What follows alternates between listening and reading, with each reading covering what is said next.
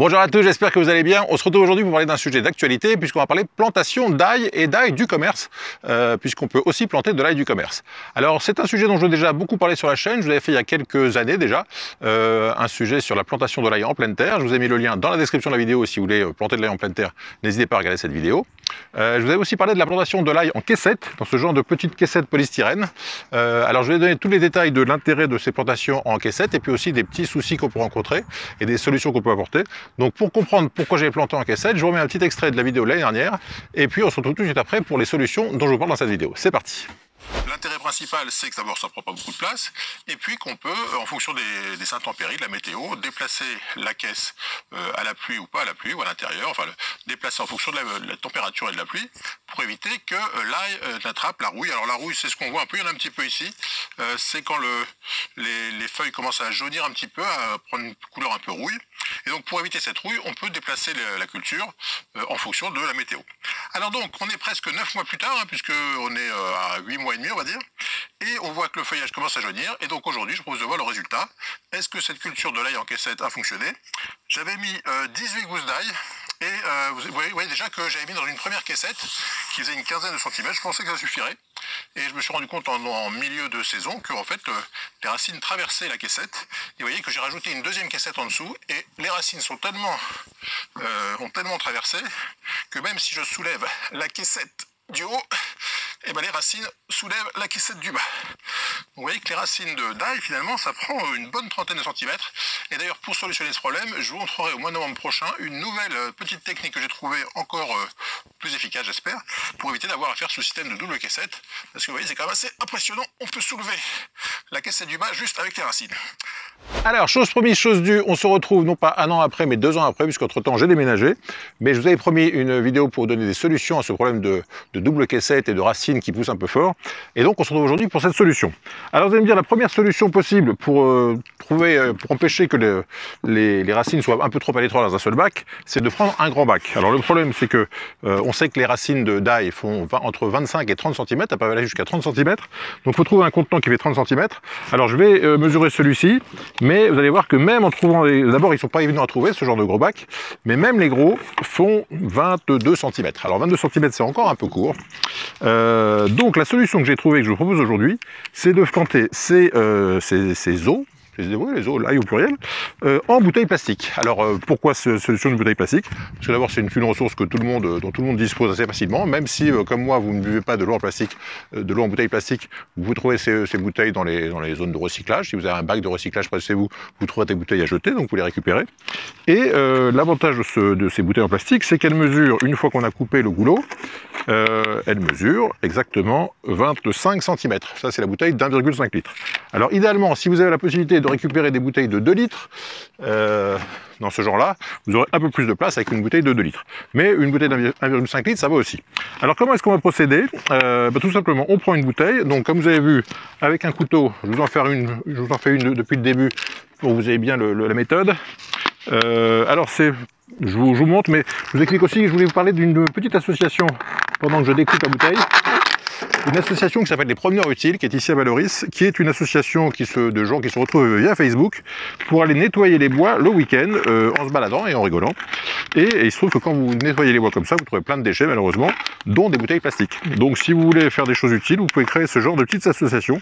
Allez voir sur Facebook les Promeneurs Utiles à Valoris et vous verrez qu'il y a des gens qui se retrouvent tous les week-ends, enfin un week-end sur 2 on va dire, ou un week-end sur 3, pour aller se balader dans la région, nettoyer la région et en même temps parfois récupérer des bouteilles plastiques qu'on peut utiliser ensuite pour faire ce genre de choses. C'était la petite virgule promeneur utile de Valoris. Donc voilà, une fois que vous avez une bouteille comme ça, vous coupez le goulot. Et évidemment, vous n'allez pas garder la bouteille en entier parce que sinon, dès que vous allez arroser ou dès qu'il va pleuvoir, ça va pourrir. Avec un petit couteau, vous allez couper 3 ouvertures. Voilà, 1, 2 et 3. Voilà 2 et voilà 3. Alors donc il y a deux intérêts pour ces trous. c'est que d'une part, ça permet un drainage qui est très important, parce que l'ail n'a pas peur du froid, hein. Les eaux les plus rustiques peuvent survivre à moins 18 degrés, moins 20 degrés. Je pense notamment à la variété musique qu'on trouve au Canada. Donc l'ail ne craint pas beaucoup le froid, mais craint surtout l'humidité et le trop plein d'eau.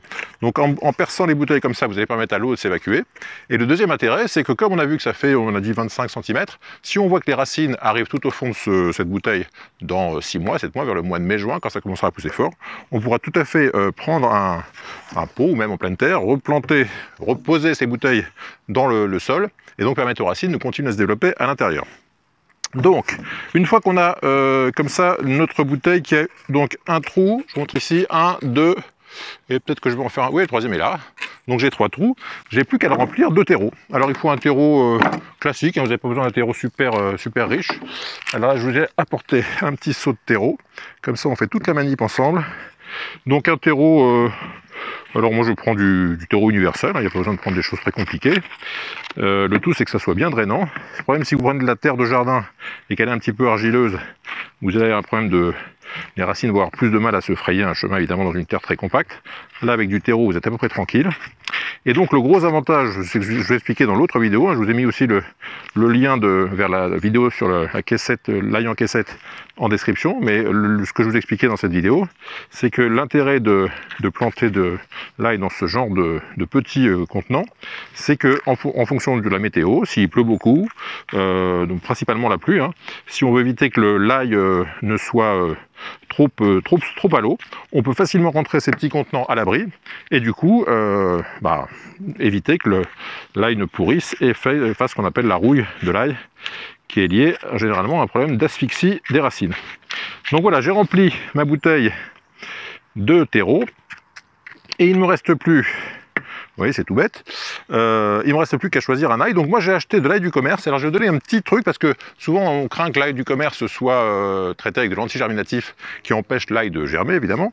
Donc, ce que je vous conseille, c'est de prendre des belles têtes d'ail. Donc, vous achetez, celles-ci viennent de chez Leclerc, je crois, et de les positionner comme ça dans une petite tasse avec de l'eau. Vous mettez ça à l'intérieur chez vous à 20 degrés et vous allez voir qu'en quelques jours, une petite semaine, 8-10 jours, vous allez avoir des racines qui apparaissent sur les têtes qui sont susceptibles de germer. Donc vous voyez que celle-ci par exemple, elle a juste, je vais vous montrer ça de plus près, celle-ci, elle a juste une petite racine qui a poussé, donc elle est pas, on va dire qu'elle n'est pas super en forme, peut-être qu'elle a eu beaucoup de germinatif, peut-être qu'elle a un peu séché, je ne sais pas, donc celle-ci est moyennement en forme, donc je vais la remettre en attente dans sa petite soucoupe avec de l'eau dedans. Donc, vous voyez, je vous montre ici. J'ai de l'eau dedans, je mets ça juste en surface pour qu'elle soit bien au contact de l'eau, sans baigner dedans pour autant. Et alors cette deuxième tête, donc c'est les 2 têtes d'ail qui ont été achetées au même endroit, dans le même bac, enfin au même moment. Et cette deuxième tête, vous voyez que ça fait 8-10 jours qu'elle est dans l'eau, et elle, pour le coup, elle a explosé. Donc je vais avoir toutes les gousses qui sont là, qui sont parfaitement... Alors là, j'essaie de pousser beaucoup pour vous montrer, mais vous pouvez, dès que vous voyez que ça germe, vous pouvez planter. Hein. Donc là, on voit que cette tête d'ail est en pleine forme, et va donner de beaux os l'année prochaine. Ça prend environ 8-9 mois, hein, puisque on récoltera ça vers la fin juin, début juillet. Donc là, on voit qu'elle a plein de racines, donc elle va bien démarrer. Donc on va utiliser une de ces gousses-là. Et donc l'avantage aussi de cette solution, c'est qu'on est sûr de ne pas se tromper de sens quand on va planter. On va séparer la gousse d'ail qui est là. Donc vous choisissez toujours une belle tête, hein, prenez pas une tête rabougrie, c'est une belle tête. Et là d'ailleurs, on voit que sur cette tête, sur cette gousse, il y a même le germe qui a commencé à sortir.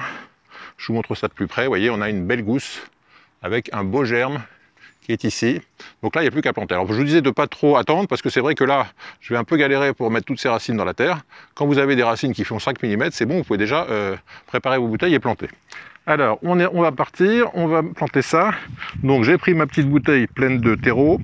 Je vais essayer de faire un peu de place pour toutes ces racines.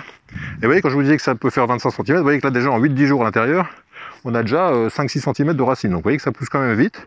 Alors là, il pousse, en fait, il commence à pousser à l'automne, vers le début du mois de novembre. Et puis quand il va faire bien froid, il va se calmer. Mais cette période de froid, c'est la période importante parce que c'est le moment où il va pouvoir...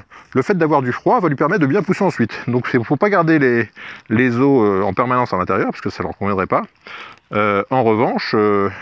dès que vous avez des périodes vraiment où il pleut beaucoup, il y a des régions où je sais que Parfois en Gironde, j'avais de la pluie pendant 8-10 jours sans aucune interruption. Là, c'est pas terrible parce que là, l'ail marine vraiment dans l'eau et c'est pas ce qu'il préfère. Donc quand vous avez des grosses périodes de pluie, vous pouvez tout à fait rentrer ça dans un coin de votre garage, sous un abri, un avant-toit, quelque chose comme ça, enfin des choses qui vont faire que le pot, enfin la plante, va pas être inondée pendant des jours et des jours. Alors, vous voyez qu'avec une cuillère comme ça, je tasse bien. C'est pas la peine d'enterrer toute la gousse. On dit souvent que la gousse d'ail doit voir partir le jardinier. Donc la tête doit déborder. Donc là, je l'ai peut-être mise un peu haute. Hein, vous faites sortir 1 cm, ça ira bien. Voilà.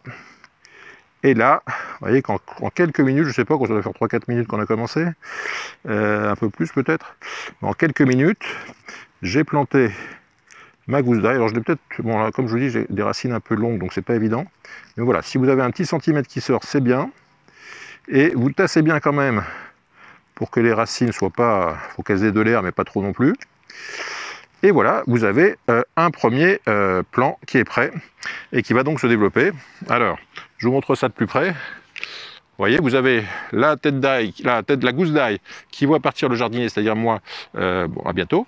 Et puis, bah voilà, on n'a plus qu'à garder ça dans un coin du jardin, donc pas à l'intérieur, sauf si vous avez, je sais pas, un jour à -25 ou vous avez des pluies énormes, vous pouvez les rentrer quelques jours, c'est pas grave.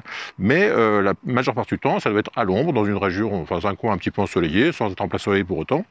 Et voilà, vous avez une première bouteille.